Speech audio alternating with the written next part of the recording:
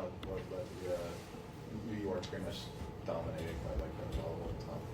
Yeah, I mean, didn't get off to a great start. They were getting ready to tip that opening tip out of bounds, and would have been our ball to start. But obviously they scored right away, and then we turned over the next possession. Brunson hits a three, and there's 5-0 right away.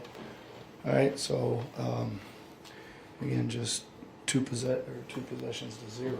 Right, so that wasn't a great start. And Brunson just, and then he got fouled on the next one for three. So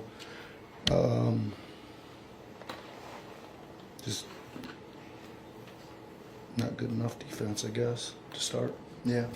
Well, what was the difference in the third quarter? I mean, and even in the fourth, you kind of put yourself back in. Yeah. Well, I think like look at the game. They obviously came out with a thought process of playing super fast and just putting their head down and going to the rim, and it just like was moving way too fast for us. We just couldn't get our defense set up, and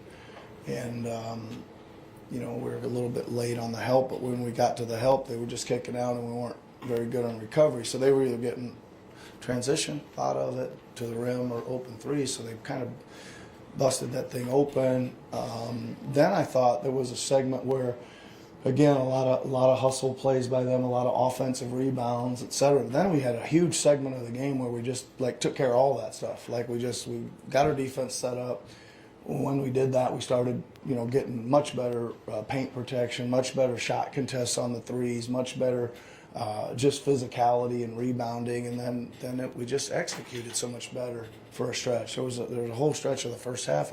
We just were lacking pace, and we were lacking execution. Right, just getting into something, and then the whole third quarter we were executing whatever it was. We were executing it for a little bit, and when we got to that, we almost always got a good shot. I mean, we did a decent job on the glass. I mean, especially for the size, that we are. I mean, they had 15, which is a ton, but we had 11, so it was like not that huge. And we did turn them over a good amount for them, especially in the second half, right? Even all the way down to the fourth quarter. Sorry, that was a long enough answer. Since Luis. Take it back. One of your most successful ATOs is the one with Tyrese in the backcourt, getting a running start. I guess, what are you specifically looking for matchup-wise or just action-wise out of that leads to like the high success rate? Yeah, I mean that part of it when they don't go back and there's I don't know how many options on it, right? There's several, but when they don't go back and guard him in the backcourt, he's going to get a running head start down there, and it's a matter. And they were content to play it, and they almost were right. I mean, Precious was trying to chase him down and block him. That's one thing you can do, which is why your big has to follow that down, because sometimes he misses and there's an offensive rebound there on the challenge, or sometimes there's a potential block, but it's just a chance to get him with some speed downhill mostly. Why do you think you have such good success with that one versus like other ATOs where it's a turnover on the inbound or what have you? Well, we've had a difficult time getting organized on some of that stuff. We had a difficult time figuring out our inbounder at times too, right? Gotten a lot better on that though. We had some real problems with that about 2 months ago. You had Justin Edwards in there towards the end of the game in big moments and big minutes. I know you talked about his basketball sense and his effort on defense. What did he show you in this game that you felt like you could trust him in those moments? Yeah, I mean, listen, it was a fairly it was a game again. We needed his defense, and we needed just kind of some solid play. It was a little tough. Eric on the second night of a back-to-back was given everything he could give to. It was and he played a good game. It was just more to give us another guy for switchability on defense probably, and again he played solidly on offense too, right? He doesn't make too many mistakes, and he takes the right shots, and he seems to be throwing them in here every now and then too. In your experience, for a young player without a lot of NBA experience to get involved in those sorts of high leverage situations against really good teams, I guess how valuable do you think that experience can be for Justin? Well, I mean, listen, I think it's super valuable for him, right? I mean, he's made pretty big leap in a short amount of time here, right? He's just barely been on the roster, right? And what did he play tonight? 35 minutes, and against tough matchups and all that kind of stuff. But again, I think he's gives a great effort. He's got a good IQ. His scoring's decent, right? I think he's gonna get better at that as he goes. Those are super valuable minutes for him to play in a big game, a close game, all that kind of stuff. Yeah. And Justin was one of, I think, 4 or 5 guys who at some point was the primary defender of Brunson. Mm-hmm. Obviously, he passed that around a lot, but I think Tyrese opened the game against Brunson. Yep. What went into the decision to go with Tyrese there at the start of the game, and what did you see during the minutes where he took that assignment? Yeah, it is. Looking back on it, it ends up not being a very good decision, right? But the decision has been lately is to put Tyrese a little bit more on his matchup and Kelly a little bit more on his, right? Instead of Kelly kind of always guarding that point guard and Tyrese. And tonight I didn't love it just because I didn't like the kind of size advantage Bridges would have over Tyrese from the perimeter shooting over the top of him. And again, I'm trying to get Tyrese back more to his kind of natural matchup. You guys have had some pockets of defensive issues, but like largely effort's been good, Yeah. and that's how you've hung around against teams. Yep.